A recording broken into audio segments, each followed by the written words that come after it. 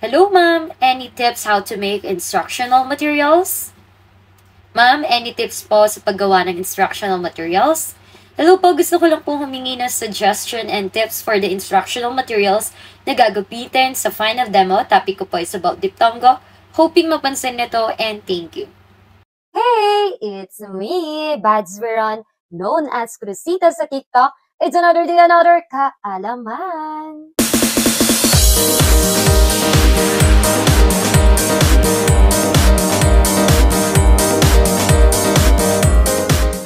Hi teachers! Our future LPDs! For today's video po ay magbibigay ako ng mga tips paano gumawa ng mga instructional materials or visual aids.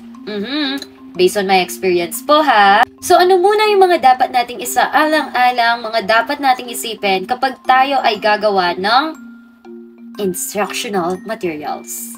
Una dapat, meron na tayong lesson plan. Alam mo na anong lesson mo? How you're going to execute your lesson or your topic. Siyempre, kailangan connected, related sa topic, fit siya.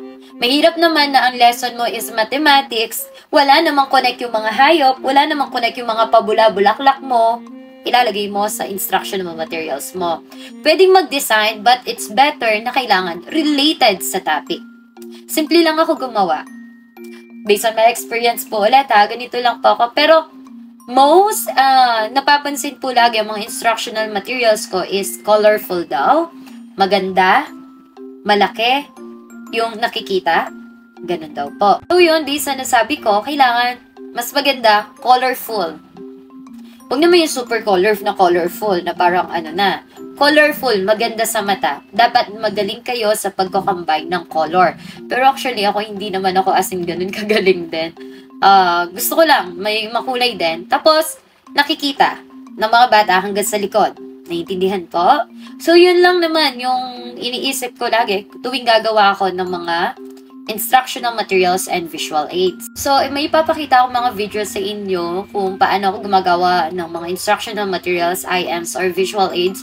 Pero sa totoo lang, wala akong video na from the start hanggang sa matapos ko.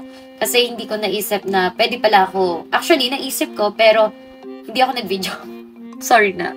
Konti lang yung mga video na ginawa ko. Parang konting clips lang, ganon. And dito, pag gumagawa po ako ng instructional materials, sa totoo lang, hindi po ito sulat kamay. Gumagamit po ako ng printer. Nagpiprint po ako. Yun po talaga. At ito nga yung mga ginamit ko na visual aids or instructional materials ng demo ko. Pagpasensyahan nyo na po ako dahil hindi po ako nakapag-picture ng mga panahong yon. Bukod sa kinakabahan po ako, talagang kinakabahan po talaga ako.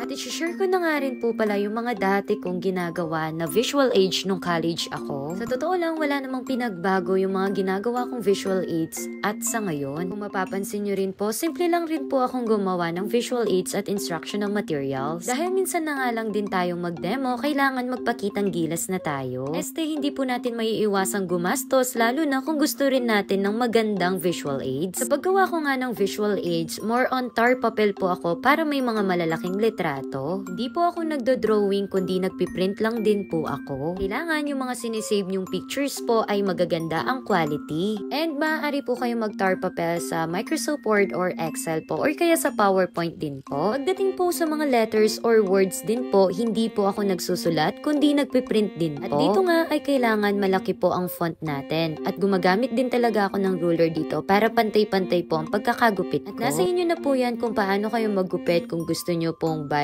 words, by letters, yung straight lang, yung paliko-liko, yung pa-zigzag, nasa inyo po yan. Napansin nyo kanina, alun-alun yung paggupit ko, ngayon naman po ay straight. Pagkatapos naman ay pinapatungan ko nga ito ng mga construction paper para maging makulay. At dapat nga sa pagpili natin ng mga kulay ay kailangan buhay. Sa paggawa nga ng visual aids or ng IMs, kailangan i-relate natin or i-connect natin sa topic po talaga natin. At maaari kayong mag-search sa Google kung ano yung mga gusto nyo pang ideas. May pa-ice cream, may pa-surprise, may parang TV, mga ruleta. Nasa inyo po yan at depende po yan sa topic ninyo. Hindi naman kailangan na ganun kabongga talaga ang instructional materials dahil ang mahalaga pa rin kung paano ka mag-execute, kung paano matututo ang mga bata at madali mong magagalaw magagamit ang mga IMs mo.